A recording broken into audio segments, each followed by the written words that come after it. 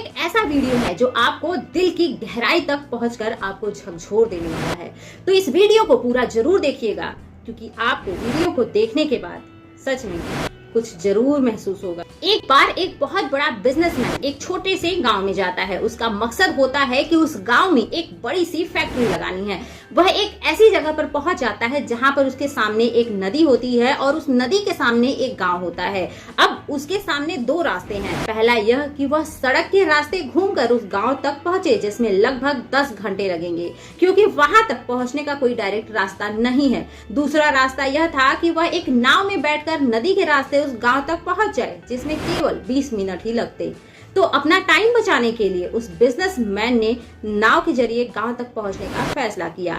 वह नाव बहुत छोटी सी थी, जिसमें एक तरफ आदमी बैठा था जो नाव चला रहा था और दूसरी तरफ वह बिजनेसमैन बैठा था। नाव में बैठने के थोड़ी देर बाद उस बिजनेसमैन ने नाव वाले से पूछा, तुझे पता है तेरी नाव में कौन बैठा है? तो नाव वाले ने बड़े ही भोलेपन से कहा, नहीं साहब, मुझे नहीं पता आप कौन हैं। तो बिजनेसमैन ने कहा, अरे तू अखबार नहीं पढ़ता क्या? मेरी फोटो हर दूसरे तीसरे दिन अखबार में छपती है। तो नाव वाले ने कहा, अरे साहब, मुझे पढ़ना लिखना नहीं आता है। मैं बहुत छोटा सा था तभी मेरे पिताजी गुजर गए थे और अपने परिवार का ध्यान रखने के लिए मैं बचपन से ही काम में लग गया, इसलिए मेरा स्कूल बचपन में ही छूट गया था। यह सुनकर उस बिजनेसमैन ने नाव वाले का मजाक उड़ाते हुए कहा, तुझे पढ़ना लिखना नहीं आता? ऐसी जिंदगी का क्या फायदा? यह सुनकर उस नाव वाले को बुरा तो लगा, लेकिन उसने कुछ नहीं कहा। थोड़ी देर बाद वह बिजनेसमैन उस नाव वाले से बोला, अभी कुछ दिन बाद यह जो तुम सामने जमीन देख रहे हो ना, वहाँ एक मेरी बहुत बड़ी फैक्ट्री लगेगी, जहाँ पर हम मिनरल वाटर का बॉटल्स बनाएंगे। उस नाव वाले को बात समझ नहीं आई। उसने कहा, किस चीज की फैक्ट्री? तो उस बिजनेसमैन ने बड़े ही इरिटेट होकर कहा, वहाँ पानी की बोतलें बनेंगी जो तेरे गांव में नहीं बिकती, लेकिन शहरों में बहुत बिकती हैं। तब नाव वाले ने कहा, अरे साहब, मुझे कहाँ पता होगा, मैंने तो कभी इस गांव से बाहर निकला ही नहीं।